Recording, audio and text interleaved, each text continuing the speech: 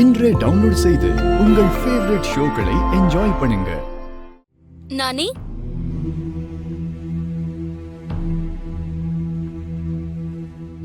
இங்க இருக்கியா? நானி, இந்த பால் குடி.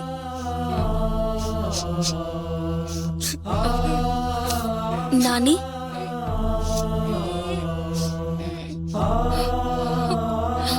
நானி, என்ன ஆச்சு?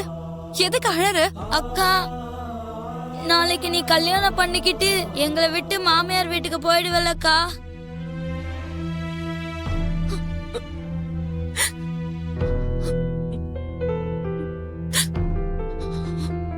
இனிமே என் கூட நீ இருக்க மாட்டல்லக்கா. அப்படி யார் சொன்னாங்க? எனக்கு தெரியும். கல்யாணம் ஆனதுக்கு அப்புறம் நீ மட்டும் அவங்க வீட்டுக்கு போயிடுவல, ஜானு அக்காவையும் என்னையும் விட்டுட்டு. கல்யாணம் முடிஞ்சதும் எந்த அக்காவா இருந்தாலும் தங்கச்சியையும் தம்பியையும் விட்டுட்டு போயிடுவாங்க. மாமாவை வந்து நம்ம கூட இங்கேயே இருக்க சொல்லலாம்க்கா. அப்படிலாம் நடக்காது நானி. எதனாலக்கா? அவங்க வீட்டுக்கு தான் போகணும்னு ரூலா?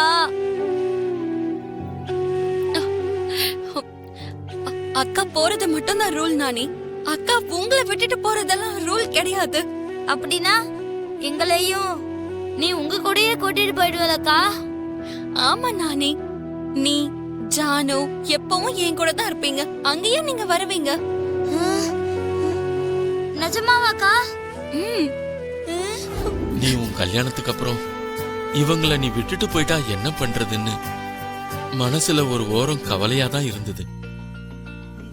ஆனா நீ இவங்க கைய விட மாட்டேன்னு சொன்னது, அதுக்கு உன் புருஷன் துணையா இருப்பாருன்னு சொன்னது எனக்கு மலையளவு தைரியத்தை கொடுத்திருக்குமா? தாத்தா, என் தங்கச்சி தம்பிய பத்தி நீங்க எதுவும் கவலைப்படாதீங்க. நான் இருக்கேன். அவரும் இருக்காரு. உண்மையிலேயே கடவுளுக்கு பெரிய மனசுமா. மடியில வச்சு பாதுகாத்த தாத்தாவை பிரிச்சாலும் கண்ணுக்குள்ள வச்சு பாத்துக்கிற ஒரு நல்ல புருஷனை கொடுத்திருக்காரு.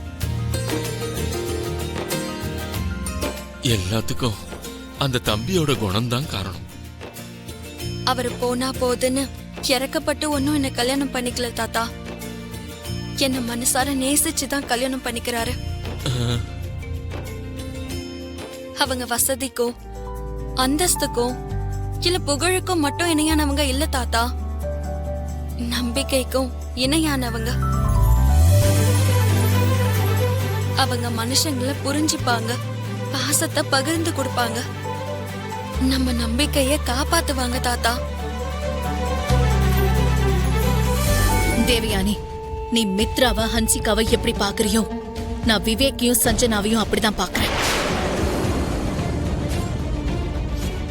அது உனக்கும் தெரியும்ல. அப்படி இருக்கும்போது உன்னோட லிமிட்ஸ்ல நீ இருக்கணும்ல. இந்த கல்யாணம் நடக்கிற வரைக்கும் வார்த்தையை நீ கண்ட்ரோல்ல வச்சுக்கோ.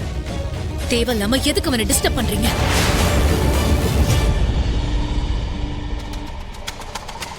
தப்புதான் அக்கா, நீங்க சொல்றதையே கேக்குறோம்.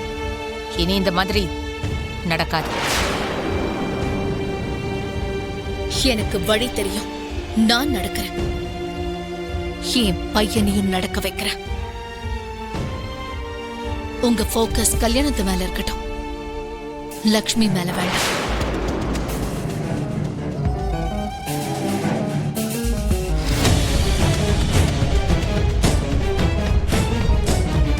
சரி விடு அரவிந்தா, அவங்க ஏதோ அவசரப்பட்டு பேசிட்டாங்க. விடிஞ்சா கல்யாணம், இன்னும் நிறைய வேலை பாக்கி இருக்கு. நாம் எல்லாரும் காலையிலேயே ஃபார்ம் ஹவுஸுக்கு கிளம்பணும்ல. போங்க, யார் யாருக்கு என்ன வேணுமோ எல்லாத்தையும் எடுத்து வைங்க.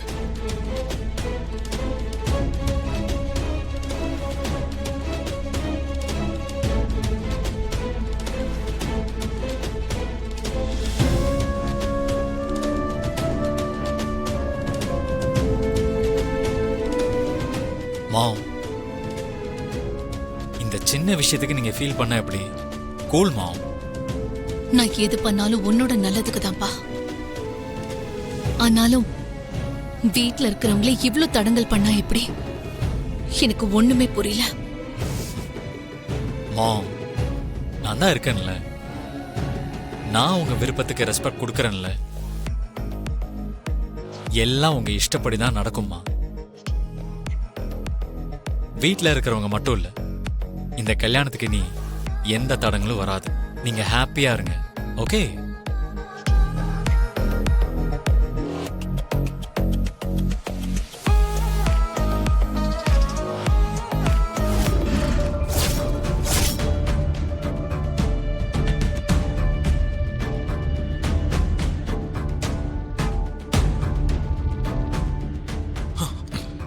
ஜெகதீஷ், எங்களுக்கு ஒன்றும் புரியல. என்கேஜ்மெண்ட்டை தடுக்கிறேன்னு அதுல ஃபெயில் ஆயிட்டேன். நாளைக்கே கல்யாணத்தை தடுக்க போறாங்கிற. இதுவாது ஒர்க் அவுட் ஆகுமா?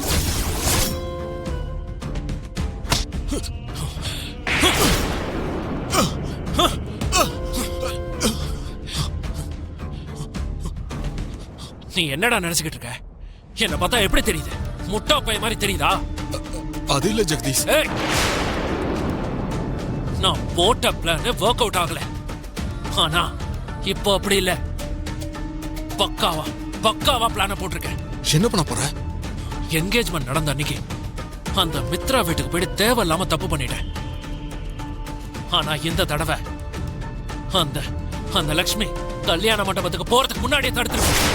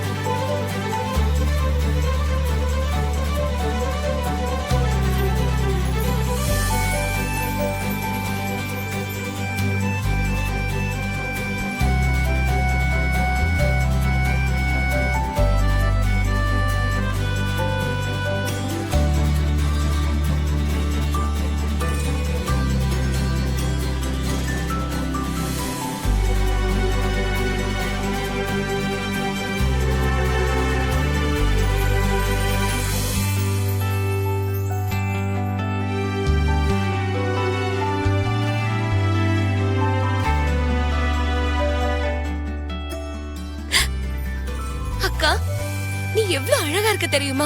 என்னோட கண்ணை பற்றும் போல இருக்கு. இப்ப மட்டும் அழகா இருக்காங்க. லட்சுமி அக்கா எப்பவுமே அழகா தான் இருப்பாங்க. அம்மா லக்ஷ்மி,